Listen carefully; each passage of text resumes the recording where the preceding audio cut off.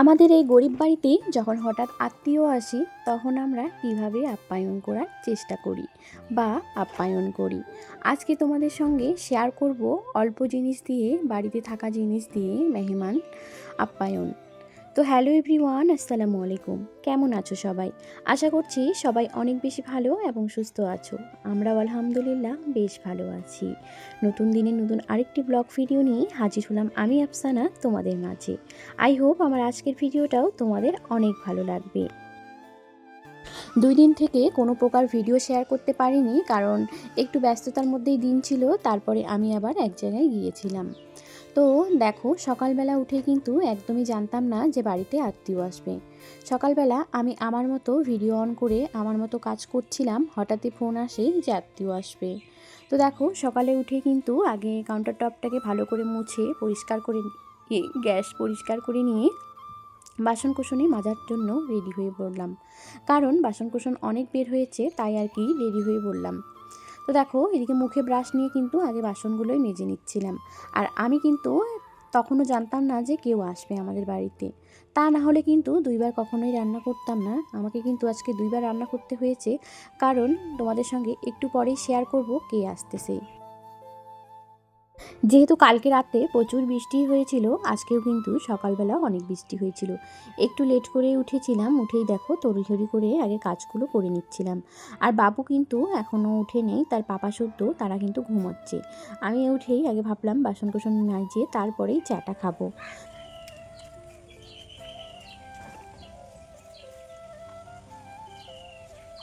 ওদিকে কিন্তু অফ ক্যামেরায় ভাত বসে দিয়ে নাস্তা করে চলে আসলাম শাক তুলতে। আজকে অনেক দিন পরে একটু কুমড়ো ডগা করব, কারণ খেতে খুবই ইচ্ছে করছে একটু পাতা শাক। সবজি তো খাই, তার সাথে মাছ মাংস তো প্রতিদিনই আছে, তাই ভাবলাম আজকে একটু পাতা শাক খাই। আর আমার যেহেতু একটু আয়রন ক্যালসিয়ামের সমস্যা হচ্ছে, আমার মনে হয় এই পাতা শাকগুলো খাওয়া আমার পক্ষে অনেক ভালো হবে, সবুজ শাক আর কি।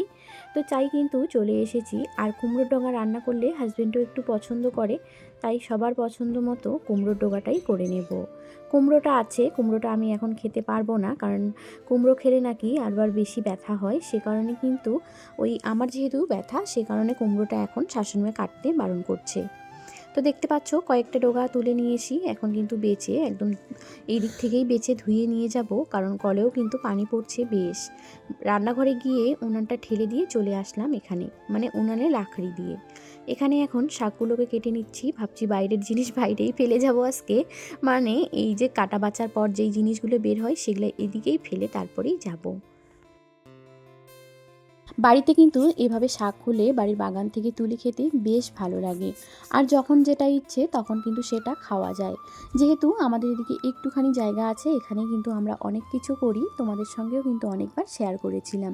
যেমন লাফা শাক, সর্ষে শাক, এবং কি টমেটো গাছ হয়েছে, এখন লাউ শাক, কুমড়ো শাক, এগুলো কিন্তু অ্যাভেলেবেল পাওয়া যায়। তো দেখতে পাচ্ছ ওইদিকে গিয়ে ওগুলো কিন্তু ওখানে রেখে আসলাম, এসে কিন্তু আগে ভাতের ফ্যান ঝরাবো ভাবছি।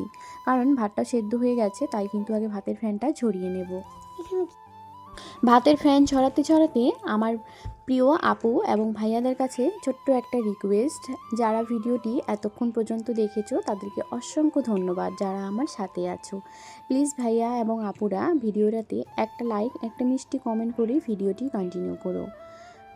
আর যারা আজকে নতুন ভিজিট করছো আমার চ্যানেলে, অবশ্যই চ্যানেলটিকে সাবস্ক্রাইব করে আমার পাশে থেকে যেও।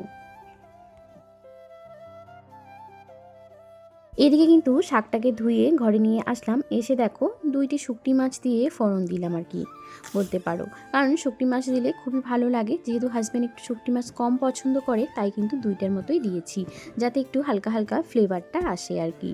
তো এখানে কিন্তু কাঁচা লঙ্কার সাথে রসুন পেঁয়াজও দিয়ে দিলাম। এখন এটাকে একটু লাল লাল করে ভাজবো, তারপরেই কিন্তু শাকটা দিয়ে দেবো।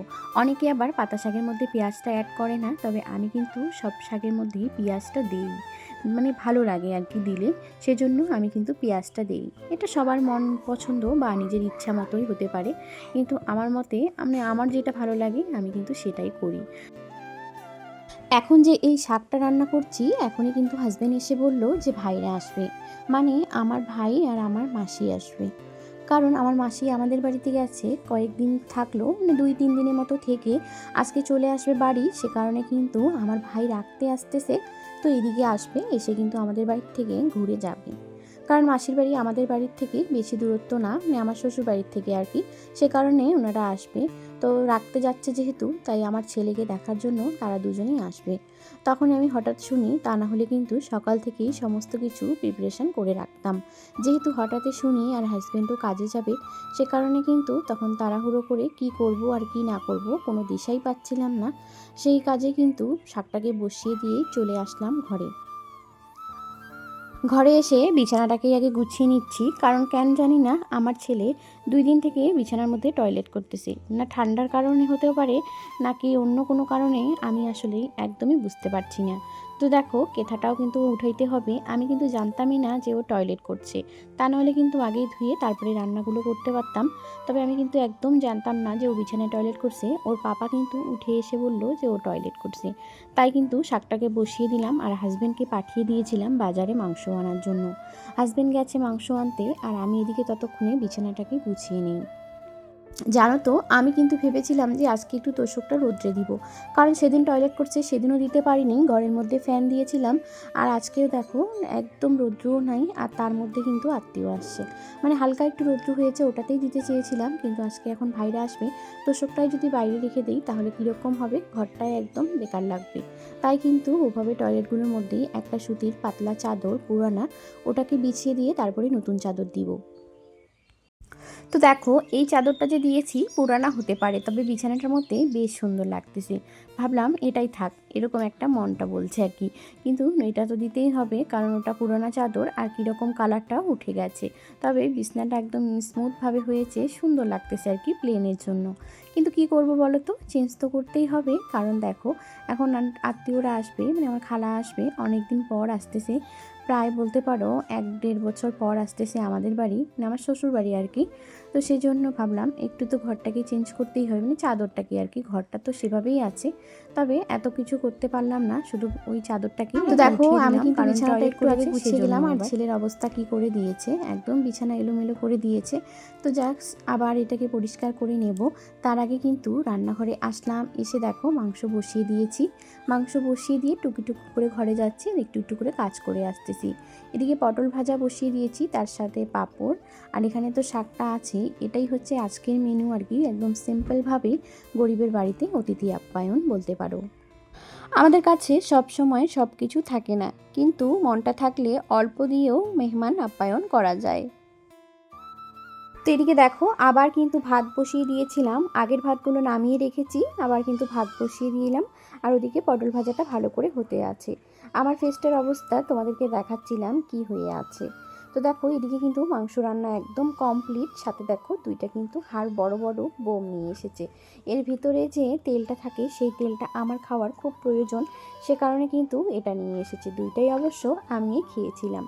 তো এই হলো আমার রান্নাগুলো, ফাইনাল রান্না। আমার রান্না একদম শেষ হয়ে গেছে, তারাও কিন্তু একদম হাজির হয়ে গেছে। তাদেরকে ঘরে মিষ্টি দিয়েই চলে আসলাম। এখন আমি রান্নাঘরে সমস্ত কিছু গুছিয়ে রাখতেছি, আর এখন যাব স্নান করতে। স্নান করে এসেই তারপরেই কিন্তু খাওয়া দাওয়া। দেখো এইমাত্র সবার খাওয়া দাওয়া কমপ্লিট হয়ে গেল, আর তোমাদের সঙ্গে একটু ভালো করে শেয়ার করব সেটাও আজকে পারছি না, এতটা ব্যস্ততার মধ্যে যাচ্ছে। এই যে সবাই এখন খাওয়া দাওয়া করলো, আমি এখন বাসন কোসন মাজবো, মেজে তারপরে ঘরে যাব। আর খালারা এখন গেল বড় আপাদের ঘরে একটু সুপারি খাইতে, আর মাংস খাইতে সুপারি না খেলে আমার মনে হয় ভালো লাগে না, একটু খাওয়ার আর কি। সবার একই রকম ইচ্ছে না হতে পারে, তবে একটু সুপারি খেলে ভালো লাগবে, সেজন্য পান সুপারি খেতে যাচ্ছে। আমার শাশুড়িমা কেটে দিচ্ছে আর কি। তো ওখানে ওরা গেল, আর ভাইও ঘরে আছে, ওর জিজুর সঙ্গে কথা বলছে ওরা। আমি এখন বাসন কুসনগুলো মাছি, তারপরে ঘরে যাব। তো চলো দেখতে থাকো ভিডিওটা, আশা করছি ভালো লাগবে। তো বেশ অনেকক্ষণ গল্প করার পর খালারা এখন চলে যাবে। এই হচ্ছে আমার খালা, আর এখানে হচ্ছে আমার ভাই, যাকে তোমরা সব সময় দেখেছো। আজকের ভিডিওটা এখানেই শেষ করছি। এতক্ষণ পাশে থাকার জন্য ধন্যবাদ।